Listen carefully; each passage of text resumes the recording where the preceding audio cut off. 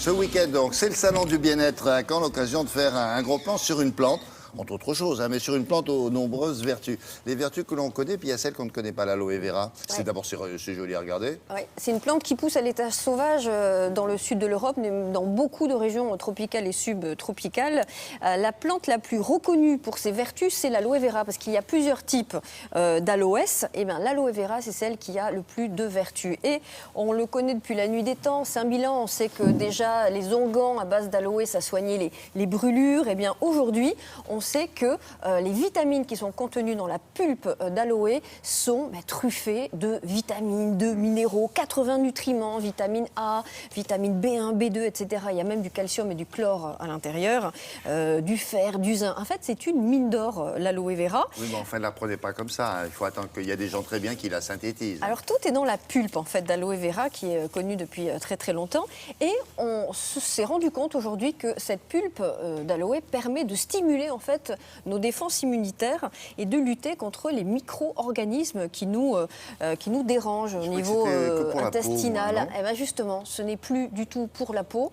L'aloe vera, maintenant, ça peut se boire, ça peut s'ingérer, ça peut être consommé comme un aliment lambda. Alors, quels sont précisément les composants de l'aloe vera et surtout quels sont les mécanismes d'action de cette plante et de ses principes actifs? Reportage.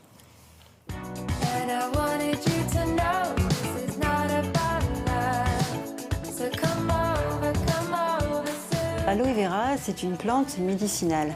Médicinale, cela signifie que la plante a des propriétés bénéfiques pour notre organisme et ces propriétés sont avérées. C'est une plante grasse, arbustive, dont on va utiliser les feuilles qui sont charnues pour la fabrication des produits cosmétiques et des boissons nutritionnelles à base d'aloès.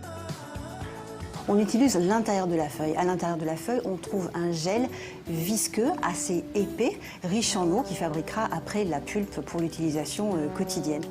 Alors voici la pulpe, que l'on appelle le mucilage, et qui contient tous les principes actifs.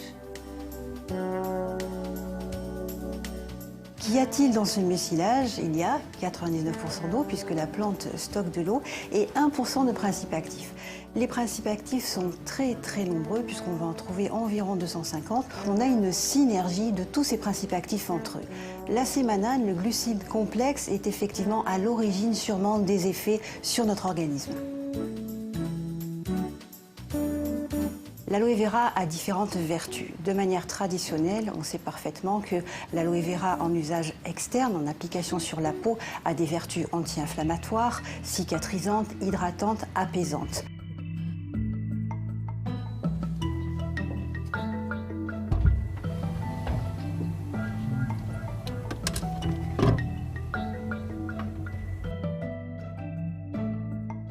En usage interne, nous avons certains résultats d'études cliniques qui sont intéressants et qui nous montrent par exemple que le syndrome du côlon irritable peut être apaisé par la prise quotidienne d'aloe vera.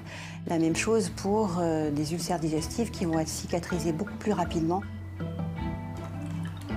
On peut dire donc que l'aloe vera en usage interne est anti-inflammatoire, stimule les défenses naturelles. On va aussi avoir un effet antifatigue, donc c'est vraiment un booster de santé. L'aloe vera, en complément alimentaire buvable, reste un complément alimentaire. Ce n'est pas un médicament. Donc effectivement, on y restera dans le conseil quotidien avec apport de bien-être. Ça. Magique. Alors, première remarque, à la télévision, vous avez vu, il y a des caméras dans les réfrigérateurs. Dans les réfrigérateurs, ça, il n'y a que chez nous qu'il y a ça.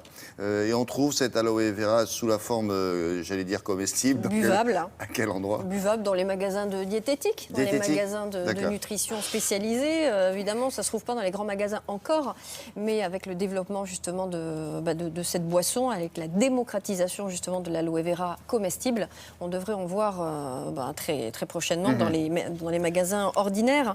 C'est bon aussi pour les affections musculo-squelettiques comme l'arthrose, paraît-il, et le diabète et même l'asthme. Ça stimule en fait les défenses immunitaires. Donc voilà, à la place du petit jaune à 17h.